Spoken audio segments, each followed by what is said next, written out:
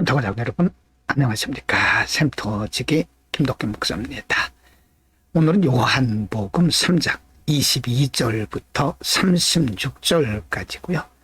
1장에서 잠깐 언급되었던 예수님보다 먼저 와서 빛으로 외치는 자의 소리로 사역한 세례 요한의 사역에 대한 말씀을 한 번 더 하고 있습니다.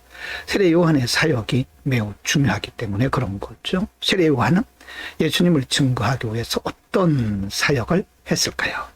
3장 22절부터 30절입니다.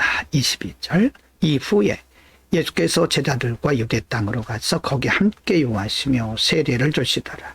23절. 요한도 살렘 가까운 에논에서 세례를 주니 거기 물들이 많음이라. 사람들이 와서 세례를 받더라. 24절.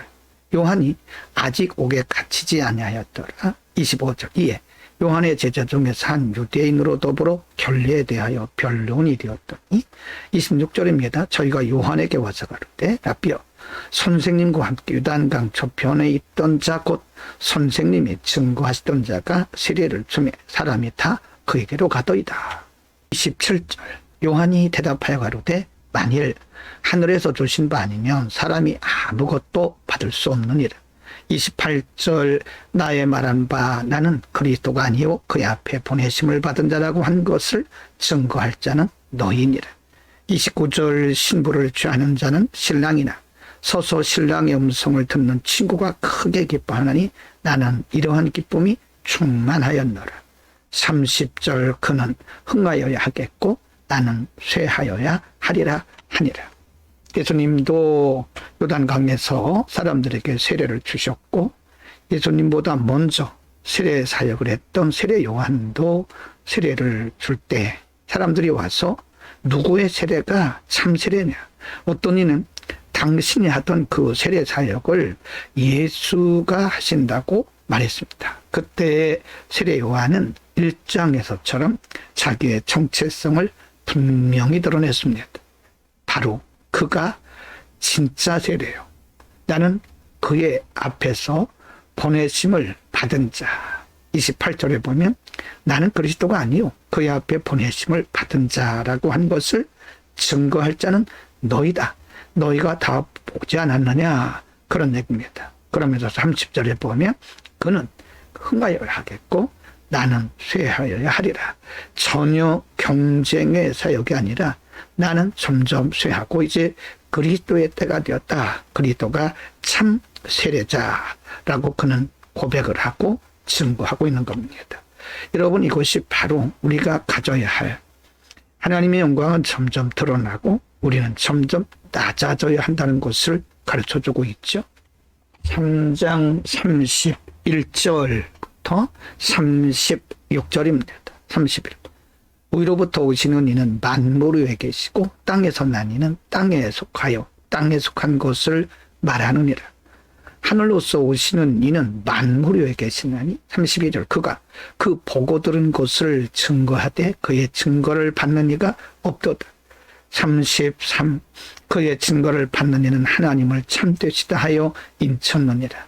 34절입니다. 하나님의 보내신 이는 하나님의 말씀을 하나니 이는 하나님이 성령을 한량없이 주심이니라. 35절. 아버지께서 아들을 사랑하사 만물을 다 그 손에 주셨으니. 36절. 아들을 믿는 자는 영생이 있고 아들을 순종치 아니하는 자는 영생을 보지 못하고 도리어 하나님의 진노가 그 위에 머물러 있느니라. 세례에 대해서 누구의 세례가 참 세례인가에 대해서 논쟁이 있은 후에 세례 요한은 자신은 쇠하고 예수 그리스도는 흥해야 된다고 말씀을 하면서 그는 성령을 한량없이 받은 하나님이 인치신 자라고 그가 증거를 하고 있고요. 33절에서는 그의 증거를 받는 이는 하나님을 참되시다 하여 인쳤다라고 말합니다. 그리고 35절에서는 아버지께서 아들을 사랑하사 만물을 다 그 손에 주셨다라고 말하고 마지막에 중요한 결론을 이렇게 짓습니다. 36절에서 아들을 믿는 자는 영생이 있고 아들을 순종치 아니하는 자는 영생을 보지 못하고 드려 하나님의 진노가 그 위에 머물러 있다라고 말합니다. 예수 그리스도는 단지 세례만 주시는 것이 아니라 그를 믿는 자에게 영생을 주시는 자다라고 말하고, 그를 순종치 않는 자, 그를 믿지 않는 자에게는 하나님의 진노가 머물 거라고 말하고 있습니다. 그의 증거죠.